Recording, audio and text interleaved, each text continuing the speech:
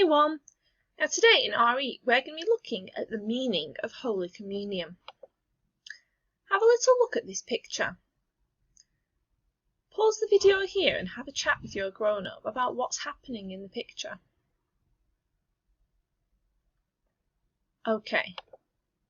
Now Holy Communion is what's happening in this picture, and that means that we're close to Jesus and God his Father. It also means being close to each other, and because we're all God's children. Now in Holy Communion, if you are old enough, you are given some bread to represent Jesus' body, and you are given a sip of wine to represent his blood. If you are not old enough, you will be given a blessing by the priest. So, we've talked about what you can see in the picture.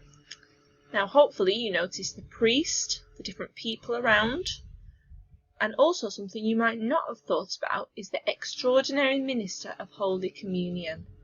Now his job is to give the Holy Communion to everybody in church.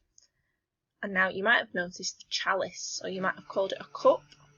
Now this holds the wine that we give out to people. So what's happening? Now the priest is giving the host. Now the host is just another word for the bread that you're given. The extraordinary minister of Holy Communion is giving the chalice, which has the wine in. Now what do people who don't receive Holy Communion do? Now when you go up to the priest or the extraordinary minister, you cross your arms against your chest of your heart and you receive a blessing from the priest. Now today your activity is going to be filling the picture of the chalice and the host with different words and phrases that you remember about this lesson, about the celebration of our Holy Communion. So you might write words down such as chalice or the extraordinary minister. You can think about the words that we've used in this video to help you. Okay? I'm looking forward to seeing your work. Bye!